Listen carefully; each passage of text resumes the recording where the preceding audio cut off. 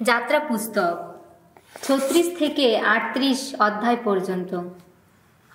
সুতরাং বেসালেল, আহুবলিয়া আর সে সমস্ত কর্মদক্ষ মানুষ ভগবান যাদের এমন কর্মবুদ্ধি ও বিবেচনা বোধ দিয়েছেন যাতে পুণ্যালয় নির্মাণের সমস্ত কাজ কীভাবে চালানো উচিত তারা যেন তা সঠিকভাবে বুঝতে পারেন, তাদের এখন ভগবান ওই যা কিছু করার আদেশ দিয়েছেন তা সবই করতে হবে। এবার মসি বেসালেলকে ও আহলিয়াবকে আর সেই সমস্ত কর্মদক্ষ মানুষকে ডেকে পাঠালেন। ভগবান যাদের মনে বিশেষ কর্মবুদ্ধি দিয়েছিলেন সেই সমস্ত মানুষকে, যাদের অন্তরে ছিল কাজে নামার ইচ্ছা, ওই সমস্ত কাজ করার আগ্রহ, পুণ্যালয় নির্মাণের কাজ চালানোর জন্যে আলাদা করে রাখা নৈবেদ্য হিসেবে ইসরায়েলীয়রা যা কিছু এনেছিল, মসি তখন ওই সব কিছু বেসালেল ও তার সহকর্মীদের হাতে তুলে দিলেন। কিন্তু লোকেরা তখনও প্রতি সকালে মসির কাছে নানা স্বেচ্ছা নৈবেদ্য নিয়ে আসছিল। শেষে সেই যে সমস্ত কর্মদক্ষ কারিগর পুণ্যালয়ের যত কাজকর্মে বিবৃত ছিল, তারা প্রত্যেকে নিজের কাজ ফেলে রেখে মসির কাছে এসে বলল, ভগবান যা করতে বলেছেন তা করার জন্যে যতটা আনা দরকার লোকেরা কিন্তু তার থেকে অনেক বেশি কিছু আনছে। তাই মসি তখন তাঁবু স্থানটির সব কোথাও এই কথা ঘোষণা করার আদেশ দিলেন যে এরপর থেকে পুরুষ বা নারী কেউই যেন পুণ্যালয়ের জন্যে আর কোনো কিছু দেবার উদ্যোগ না করে। তখন লোকেরা জিনিসপত্র আনা বন্ধ করল। যা পাওয়া গিয়েছিল কাজটা সেরে নেওয়ার পক্ষে তা যথেষ্টই ছিল, বেশিই ছিল। কাজে বেপ্রুত লোকদের মধ্যে যারা বিশেষ কর্মদক্ষ ছিল তারা তখন সবাই মিলে পুণ্যাবাসটি তৈরি করল 10টি লম্বা পর্দা দিয়ে। এই পর্দাগুলি বোনা হলো খোমের টান সুতো এবং নীলচে বেগুনি, লালচে বেগুনি ও উজ্জ্বল লাল রঙের সুতো দিয়ে। একজন শিল্প কারিগরি সেইগুলির কাপড়ের জমির ওপর একের পর এক খেরুক মূর্তে বনে দিল। প্রতিটি পর্দা 28 হাত লম্বা আর 4 হাত চওড়া ছিল। প্রতিটি পর্দার ওই একই মাপ ছিল। পর্দাগুলির 5টি একই সঙ্গে পরপর জুড়ে দেওয়া হলো আর বাকি 5টিও সেইভাবে পরপর জুড়ে দেওয়া হলো। প্রথম স্থানটির শেষ পর্দার প্রান্তভাগে নীলচে বেগুনি রঙের সুতো দিয়ে তৈরি যত ঘর একের পর এক লাগিয়ে দেওয়া হলো, আর সেই মতো দ্বিতীয় প্রস্তুতির শেষ পর্দার প্রান্তভাগেও সুতোর যত ঘর লাগিয়ে দেওয়া হলো।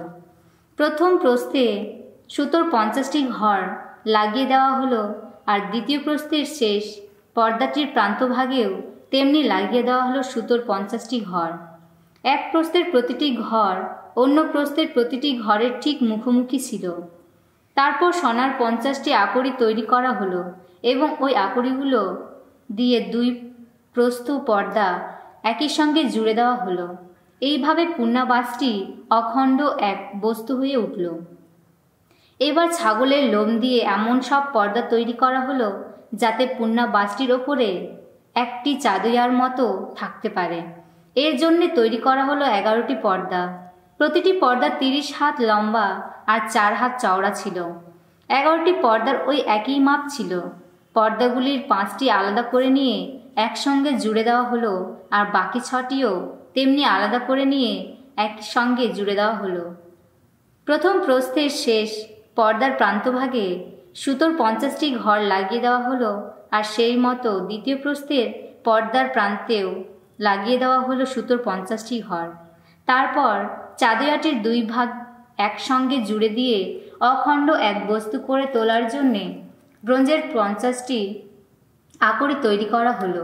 তাছাড়া চাদইয়াটি ঢাকার জন্যে তৈরি করা হলো মেষের লাল রং করা চামড়ার একটি আবরণ এবং তার উপরে বিছিয়ে রাখার মতো শুশুকের পাকা চামড়ার আর একটি আবরণ। পুণ্যাবাসের জন্যে বাবলা কাঠের বড় বড় যত তক্তা তৈরি করা হলো এবং সেগুলি খাড়া করে রাখা হলো। প্রতিটি তক্তা 10 হাত লম্বা আর 1.5 হাত চওড়া ছিল। প্রতিটি তক্তার নিচের প্রান্ত এমনভাবেই কাটা হলো যাতে ভিত্তি কোটরে ঢুকে দেওয়ার মতো বেরিয়ে আসা দুটি মুখ পাশাপাশি থাকে। পুণ্যাবাসের প্রতিটি তক্তা ওই একইভাবে গড়ে তোলা হলো। পুণ্যাবাসের দক্ষিণ দিকের জন্যে 20টি তক্তা তৈরি করা হলো। তাছাড়া তৈরি করা হলো সেই 20টি তক্তার নিচে রাখার মতো রূপোর তৈরি 40টি ভিত্তিকোটর। প্রথম তক্তার ওই মুখ দুটি আটকাবার জন্যে সেই তক্তাটির নিচে ছিল 2টি ভিত্তিকোটর, আর তেমনি পরের প্রত্যেকটি তক্তার ওই মুখ দুটি আটকাবার জন্যে তক্তাটির নিচে ছিল 2টি করে ভিত্তিকোটর। পুণ্যাবাসের উল্টো দিকের জন্যে অর্থাৎ উত্তর দিকের জন্যে সেই মতো 20টি তক্তা তৈরি করা হলো, আর ওই তক্তাগুলির নিচে রাখার মতো রূপোর তৈরি 40টি ভিত্তিকোটর। প্রথম তক্তাটির নিচে রাখার মতো 2টি ভিত্তিকোটর, তারপর প্রত্যেক তক্তার নিচে রাখার মতো 2টি করে পুণ্যাবাসের পিছনের 2টি কোণে খাড়া করে রাখার মতো 2টি তক্তাও তৈরি করা হলো। নিচে যেমন ওপরেও তেমনি ওই 2টি তক্তা যুক্ত ছিল একটি মাত্রা করা দিয়ে। 2 কোণে ওই তক্তা দুটির জন্যে সেই একই ব্যবস্থায় করা হলো। সুতরাং সব শুদ্ধ 8টি তক্তা ছিল, আর সেই সঙ্গে ছিল ওই সব তক্তার জন্য দরকারি রূপোর ভিত্তিকোটরগুলি, অর্থাৎ 16টি ভিত্তিকোটর। প্রথম তক্তার নিচে রাখার মতো 2টি ভিত্তিকোটর, আর পরের প্রত্যেকটি তক্তার নিচে রাখার মতো 2টি করে ভিত্তিকোটর। বাবলা কাঠের কয়েকটি আর কাঠও তৈরি করা হলো। পুণ্যাবাসের এক পাশের তক্তাগুলির জন্যে 5টি, আর পুণ্যাবাসের অন্য পাশের তক্তাগুলির জন্য 5টি। তাছাড়া পুণ্যাবাসের পেছনের অর্থাৎ পশ্চিম দিকের তক্তাগুলির জন্যে 5টি। মাঝখানের জন্যে এমনই আর কাঠ তৈরি করা হলো যা তক্তাগুলোর মাঝ বরাবর এক প্রান্ত থেকে অন্য প্রান্ত পর্যন্ত ছিল। সবকটি তক্তা সোনার পাতে মুড়ে দেওয়া হলো। ওই সব আর কাঠ যে কড়াগুলির মধ্যে ধরার থাকার কথা সেগুলির সোনা দিয়েই তৈরি করা হলো, আর কাঠগুলোকেও সোনার পাতে মুড়ে দেওয়া হলো। এবার নীলচে বেগুনি, লালচে বেগুনি ও উজ্জ্বল লাল রঙের সুতো দিয়ে এবং খোমের টোন সুতো দিয়ে আড়াল পর্দাটি তৈরি করা হলো। একজন শিল্পী কারিগর কাপড়ের জমির ওপর খেরুবের ছবি পরপর বুনে দিয়েই সেটি তৈরি করল। সেই পর্দাটি ঝুলিয়ে রাখার জন্যে বাবলা কাঠের 4টি থাম তৈরি করা হলো। ওই থামগুলি সোনার পাতে মুড়ে দেওয়া হলো। সেগুলির গায়ে লাগানো আকরগুলো ছিল সোনার তৈরি। থামগুলির নিচে রাখার মতো ঢালাই করা হলো রূপোর তৈরি 4টি ভিত্তিকোটর। পণ্য শিবিরের প্রবেশপথের মুখে রাখার জন্যে নীলচে বেগুনি, লালচে বেগুনি ও উজ্জ্বল লাল রঙের সুতো দিয়ে এবং খোমের টোন সুতো দিয়ে একটি জবনিকা তৈরি করা হলো। ওই জবনিকা ছুঁচের কাজে দক্ষ কারিগরেরই কাজ ছিল। তাছাড়া ওই যবনিকাটি ঝুলিয়ে রাখার জন্যে 5টি থাম এবং সেগুলির যত আকড়াও তৈরি করা হলো। প্রতিটি থামের মাথাটি আর থামগুলির মধ্যেকার সরু লম্বা শিকগুলি সোনার পাতে মুড়ে দেওয়া হলো, কিন্তু থামগুলির যে 5টি ভিত্তিকোটর ছিল সেগুলিও ছিল ব্রোঞ্জেরই তৈরি। বেসালেল মঞ্জুষাটি তৈরি করে নিলেন বাবলা কাঠ দিয়ে। সেটি 2.5 হাত লম্বা, 1.5 হাত চওড়া আর 1.5 হাত উঁচু ছিল। তিনি সেটি নিখাত সোনার পাতে মুড়ে দিলেন, ভেতরে বাইরে দুদিকেই মুড়ে দিলেন। মঞ্জুষাটির মাথার দিকে চারপাশ ঘিরে তিনি সোনা দিয়ে তৈরি বাইরে বেরিয়ে আসা একটি পুরু ধার গড়ে তুললেন। তারপর মঞ্জুষাটির 4টি পায়ায় লাগাবার জন্যে তিনি ঢালাই করে নিলেন সোনার 4টি কড়া। এক পাশে লাগাবার জন্যে 2টি আর উল্টো পাশে লাগাবার জন্যে 2টি। বাবলা কাঠ দিয়ে তিনি 2টি বহনদণ্ড তৈরি করে নিলেন এবং ওই বহনদণ্ড 2টি সোনার পাতে মুড়ে দিলেন। তারপর সে দুটি তিনি মঞ্জুষার দুপাশের কড়াগুলির মধ্য দিয়ে গলিয়ে দিলেন, যাতে ওই দুটির সাহায্যে মঞ্জুষাটি বয়ে নিয়ে যাওয়া চলে। নিখাত সোনা দিয়ে তিনি একটি কৃপাসন তৈরি করলেন। তা 2.5 হাত লম্বা আর 1.5 হাত চওড়া ছিল। তাছাড়া তিনি পেটাই করা সোনা দুটি খেরুব মূর্তিও গড়ে তুললেন। সে দুটি তিনি গড়লেন কৃপাসনটির 2 প্রান্তে, একটি এক প্রান্তে আর অন্যটি অন্য প্রান্তে। আর 2 প্রান্তের ওই মূর্তি দুটি গড়ার কাজ তিনি এমনভাবেই করলেন যাতে মূর্তি দুটি আর কৃপাসনটি এক ও অখণ্ড নির্মিত হয়। খেরুব মূর্তি দুটির ডানাগুলি এমনভাবে ওপরের দিকে মেলে দেওয়া ছিল যাতে ডানাগুলি কৃপাসনটির আচ্ছাদনের কাজ করে। 2 খেরুব মুখোমুখি দাঁড়িয়েছিল, কৃপাসনটির দিকে মুখ নিচু করেই ছিল। বেসালেল মেজটি তৈরি করে নিলেন বাবলা কাঠ দিয়ে। তা 2 হাত লম্বা, 1 হাত চওড়া আর 1.5 হাত উঁচু ছিল। তিনি তার নিখাত সোনার পাতে মুড়ে দিলেন। ওই মেজটির চারপাশ ঘিরে তিনি সোনা দিয়ে তৈরি বাইরে বেরিয়ে আসা একটি পুরুধার গড়ে তুললেন। মেজটির 4 পায়া তিনি ঘিরে নিলেন 4 আঙুল চওড়া একটি তক্তার বেড় লাগিয়ে দিলেন। এই বেড়টির গায়ে চারপাশে তিনি সোনা দিয়ে তৈরি বাইরে বেরিয়ে আসা একটি পুরধার গড়ে নিলেন। মেজটির জন্যে সোনার 4টি কড়া ঢালাই করে তিনি সেগুলি লাগিয়ে দিলেন মেজের 4টি কোণে, 4টি পায়ায়। ওই যে কড়াগুলির মধ্যে মেজটি বয়ে নিয়ে যাওয়ার বহনদণ্ড দুটি ধরে থাকার কথা, সেগুলি বেড় ঘেঁষেই লাগানো ছিল। আর যে বহনদণ্ড দুটির সাহায্যে সেজটি বয়ে নিয়ে যাওয়া হবে, বেসালেল সে দুটি বাবলা কাঠ দিয়ে তৈরি করলেন আর সোনার পাতে মুড়ে দিলেন। তারপর তিনি মেজটির যত থালা, হাতা আর ঘট এবং তরল অর্ঘ্য ঢেলে দেওয়ার যত ঘড়া, মেজটির ওপর যে সমস্ত বাসনকোসন থাকার কথা, সেসব কিছুই তিনি তৈরি করে নিলেন। ওসব তিনি গড়লেন নিখাত সোনা দিয়ে। এবার তিনি নিখাত সোনা দিয়ে প্রদীপ দানটি তৈরি করে নিলেন। তলার অংশটা আর মাঝের ডাটি নিয়ে গোটা প্রদীপ দানটি তিনি পেটাই করা সোনা দিয়ে গড়ে নিলেন। প্রদীপ দানটিও তার যত পুষ্পকোষ, যত মুকুল আর ফোঁটা ফুল, সব কিছুই এক ও অখণ্ড নির্মিত ছিল। ডাটি থেকে দুদিকে বেরিয়ে আসা 6টি শাখা ছিল।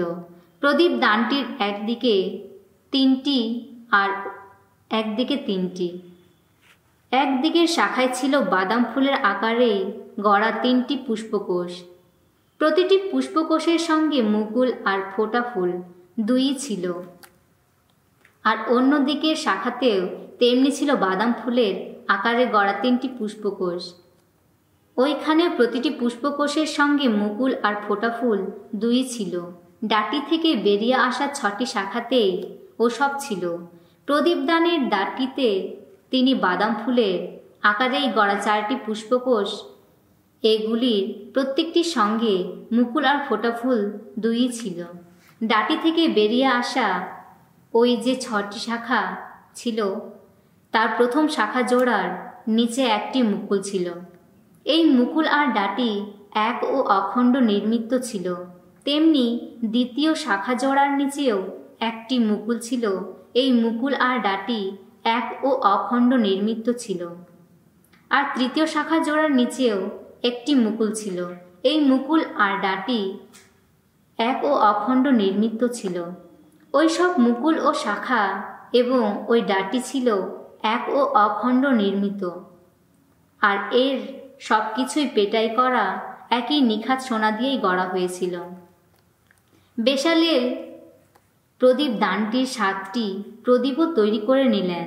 আর সেই সঙ্গে প্রদীপদানের যত চিমটে আর খুঞ্চি, ওই সব কিছু তিনি গড়লেন নিখাত সোনা দিয়ে।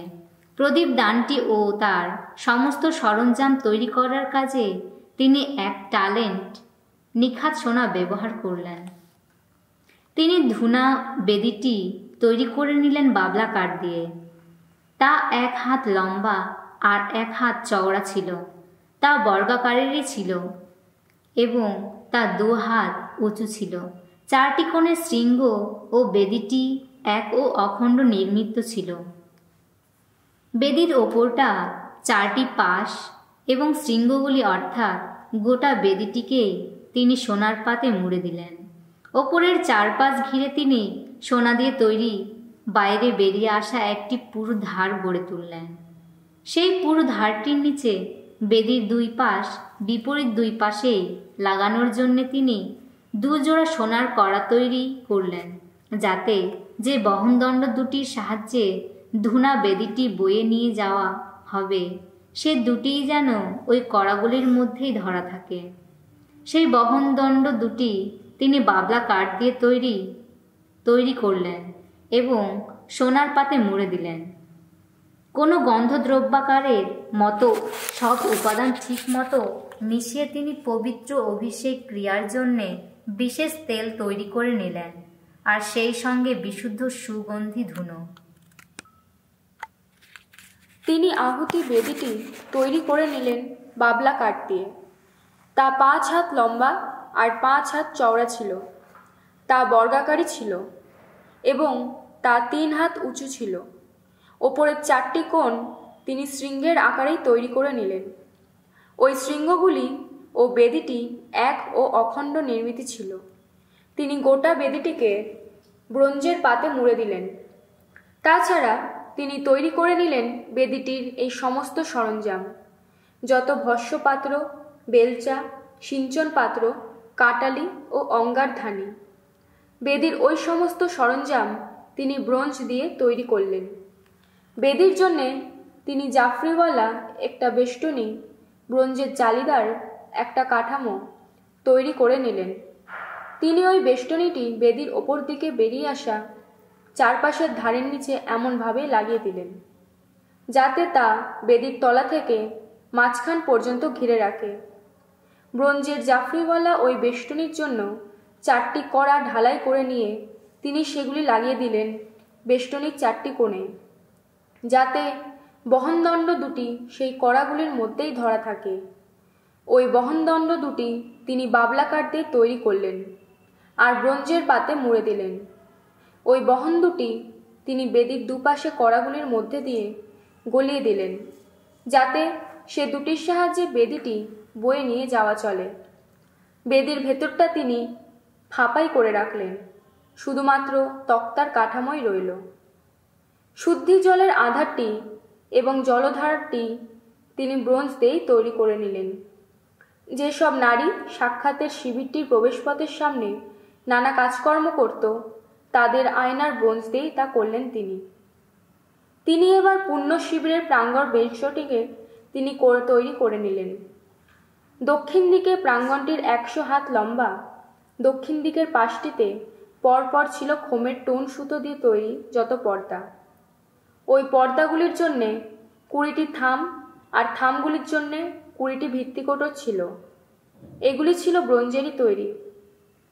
থামগুলির যত আঁকড়া এবং থামগুলির মধ্যেকার সরু লম্বা যত শিক সবই ছিল রূপোরই তৈরি।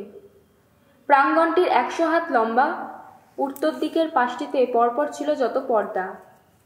ওই পর্দাগুলির জন্যে 20টি থাম আর ওই থামগুলির জন্যে 20টি ভিত্তিকোটর ছিল। এগুলি ছিল ব্রোঞ্জেরই তৈরি। থামগুলির যত আঁকড়া এবং থামগুলির মধ্যেকার সরু লম্বা যত শিক সবই ছিল রূপোরই তৈরি। প্রাঙ্গণটির 50 হাত লম্বা পশ্চিম দিকের পাশটিতে পরপর ছিল যত পর্দা।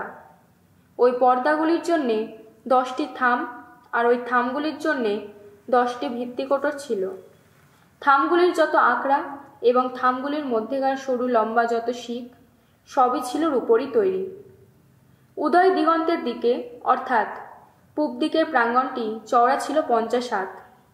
প্রবেশপথের এক পাশে 15 হাত জুড়ে পরপর ছিল যত পর্দা, আর ছিল ওই পর্দাগুলির জন্য 3টি থাম আর ওই থামগুলির জন্য 3টি ভিত্তিকোটর। মাঝখানে ছিল প্রাঙ্গণটির প্রবেশদ্বার এবং অন্য পাশে 15 হাত জুড়ে পরপর ছিল যত পর্দা, আর ছিল ওই পর্দাগুলির জন্য 3টি থাম, আর ওই থামগুলির জন্য 3টি ভিত্তিকোটর। প্রাঙ্গণ বেষ্টনীর সমস্ত পর্দা খোমের টোন সুতো দিয়েই তৈরি ছিল। থামগুলির জন্য সমস্ত ভিত্তিকোটর ছিল ব্রোঞ্জেরই তৈরি, এবং থামগুলির যত আঁকড়া এবং থামগুলির মধ্যেকার সরু লম্বা যত শিক সবই ছিল রূপোরই তৈরি। প্রতিটি থামের মাথাটি রূপোর পাতে মুড়ে দেওয়া ছিল। প্রাঙ্গণ বেষ্টনীর সমস্ত থাম একে অন্যের সঙ্গে যুক্ত ছিল রূপোর সরু লম্বা শিক দিয়ে। প্রাঙ্গণটির প্রবেশদ্বার হিসেবে ব্যবহৃত যবনিকা নীলচে বেগুনি, লালচে বেগুনি ও উজ্জ্বল লাল রঙের সুতো দিয়ে এবং খোমের টোন সুতো দিয়েই তৈরি ছিল। ওই যবনিকা ছুঁচের কাজে দক্ষ কারিগরেরই কাজ ছিল। তা 20 হাত লম্বা এবং প্রাঙ্গণটির যত পর্দার মতো 5 হাত উঁচু ছিল। ওই যবনিকা ঝোলানোর 4টি থাম ছিল, আর ওই থামগুলির জন্য ছিল ব্রোঞ্জের তৈরি 4টি ভিত্তিকোটর। থামগুলির যত আঁকড়া রূপোরই ছিল। প্রতিটি থামের মাথাটি রূপোর পাতে মুড়ে দেওয়া ছিল, এবং থামগুলির মধ্যেকার সরু লম্বা সমস্ত শিক ছিল রূপোরই তৈরি। পুণ্যাবাসের এবং প্রাঙ্গণ বেষ্টনীর সমস্ত গজাল ছিল ব্রোঞ্জেরই তৈরি। পুণ্যাবাসটির অর্থাৎ যে আবাসটির মধ্যে মহাসাক্ষ্য লিপিটি রাখা ছিল, সেই আবাসটির খরচপাত্রের হিসাব এই: লেবীয়রা মোশির নির্দেশ মতো যাজক আরনের পুত্র ইথামারের পরিচালনায় এই হিসাব করেছিল। ভগবান মোশিকে যা কিছু করার আদেশ দিয়েছিলেন, জুদা গোষ্ঠীর হুরের পৌত্র উরির পুত্র বেসালেল সেই সব কিছু করেছিলেন। তার সহকারী ছিলেন দান গোষ্ঠীর আহিসামাখের পুত্র অহলিয়াব। অহলিয়াব ছিলেন একজন কারিগর, একজন শিল্পী কারিগর। নীলচে বেগুনি, লালচে বেগুনি ও উজ্জ্বল লাল রঙের সুতো দিয়ে এবং মিহি খোমের সুতো দিয়ে ছুঁচের কাজে দক্ষ ছিলেন তিনি। নৈবেদ্য হিসাবে অর্পিত যে সোনা তখন কাজে অর্থাৎ পুণ্যালয় নির্মাণের বিভিন্ন কাজে ব্যবহৃত হয়েছিল, সেই সোনার মোট পরিমাণ দাঁড়িয়েছিল 29 টালেন্ট আর 730 শেকেল। এই হিসাব পুণ্যালয়ে ব্যবহৃত শেকেলের ওজন অনুসারেই করা হয়েছিল। জনমণ্ডলীর যে সমস্ত লোকের নাম নথিভুক্ত হয়েছিল, তাদের দেওয়ার উপর পরিমাণ দাঁড়িয়েছিল 100 টালেন্ট আর 1775 শেকেল। এই হিসাব পুণ্যালয়ে ব্যবহৃত শেকেলের ওজন অনুসারেই করা হয়েছিল। 20 বছর বয়সী কিংবা তার চেয়ে বেশি বয়সী যাদের নাম নথিভুক্ত করা হয়েছিল, সেই 6,03,500 লোক মাথাপিছু 8 শেকেল করে দিয়েছিল। এই 8 শেকেল পুণ্যালয়ে ব্যবহৃত শেকেলের ওজন অনুসারেই ধার্য করা হয়েছিল। ওই 100 টালেন্ট রূপো পুণ্যালয়ের যত ভিত্তিকোটর এবং আড়াল পদ্মাটির থামগুলির যত ভিত্তিকোটর ঢালাই করার কাজে ব্যবহৃত হয়েছিল। 100 ভিত্তিকোটরের জন্য 100 টালেন্ট লেগেছিল, অর্থাৎ প্রতিটি ভিত্তিকোটরের জন্য 1টি করে টালেন্ট। আর ওই 1775 শেকেল দিয়ে থামগুলির জন্য যত আঁকড়া তৈরি করা হয়েছিল, প্রতিটি থামের মাথাটির রূপোর পাতে মুড়ে দেওয়া হয়েছিল, এবং থামগুলিকে একে অন্যের সঙ্গে যুক্ত করা হয়েছিল সরু লম্বা যত শিক দিয়ে। নৈবেদ্য হিসেবে অর্পিত ব্রোঞ্জের পরিমাণ দাঁড়িয়েছিল 70 টালেন্ট আর 2400 শেকেল। ওই ব্রোঞ্জ দিয়ে তৈরি করা হয়েছিল সাক্ষাতের শিবিরটির প্রবেশপথের ভিত্তিকোটরগুলি, ব্রোঞ্জের যজ্ঞবেদীটি এবং তার ব্রোঞ্জের জাফরিওয়ালা বেষ্টনী। তাছাড়া বেদীটির সমস্ত সরঞ্জাম, প্রাঙ্গণ বেষ্টনীর ভিত্তিকোটরগুলি, প্রাঙ্গণের প্রবেশদ্বারটি, ভিত্তিকোটরগুলি, পুণ্যালয়ের সমস্ত গজাল এবং প্রাঙ্গণ বেষ্টনীর সমস্ত গজাল।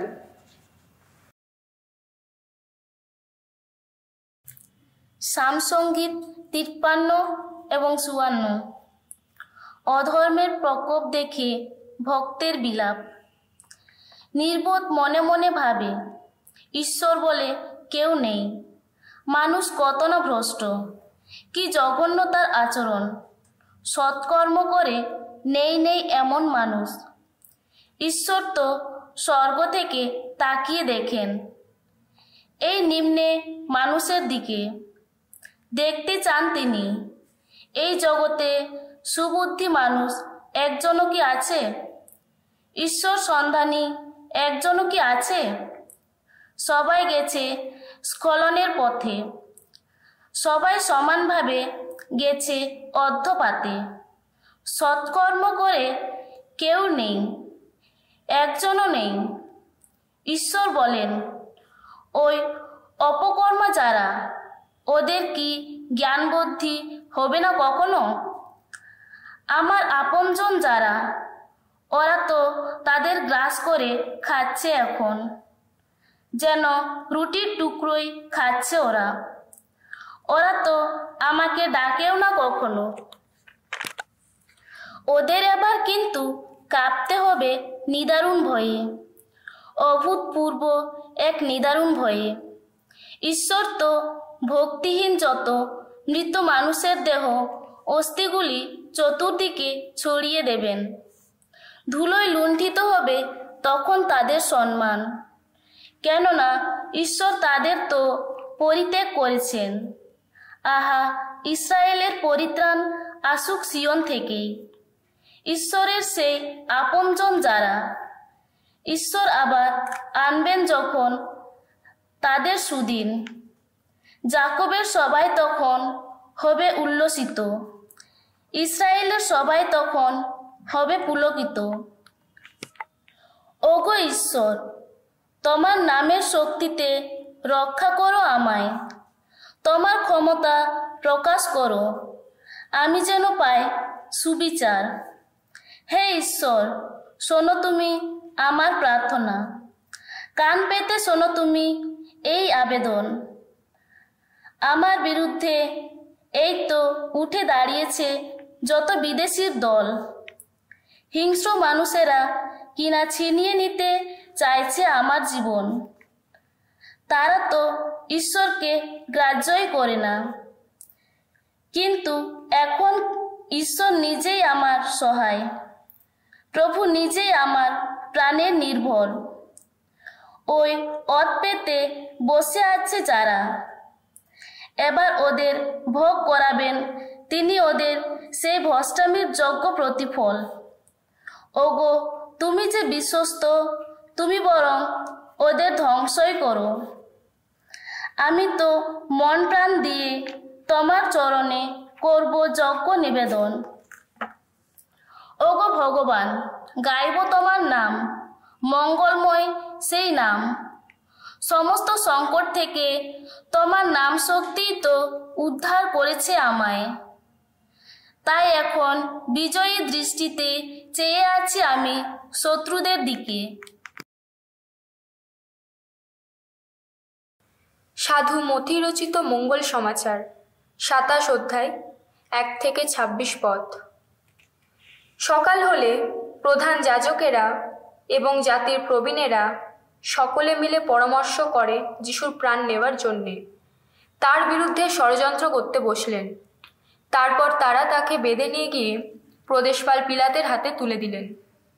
এদিকে জুদা, যিনি যিশুকে তাদের হাতে তুলে দিয়েছিলেন, সেই জুদা যখন দেখলেন যে যিশুকে দণ্ডিত করা হয়েছে, তখন তার মনে অনুশোচনা এলো। তিনি তাই প্রধান যাজকদের ও প্রবীণদের কাছে সেই 30টা রূপোর টাকা ফিরিয়ে দিয়ে বললেন, আমি পাপ করেছি। একজন নির্দোষ মানুষকে আমি মৃত্যুর মুখে ঠেলে দিয়েছি। কিন্তু তারা বললেন, তাতে আমাদের কি? এ তো তোমার ব্যাপার। তখন তিনি ওই টাকাগুলো মন্দিরে ছুঁড়ে ফেলে দিয়ে সেখান থেকে চলে গেলেন। এক জায়গায় গিয়ে তিনি গলায় দড়ি দিয়ে মরলেন।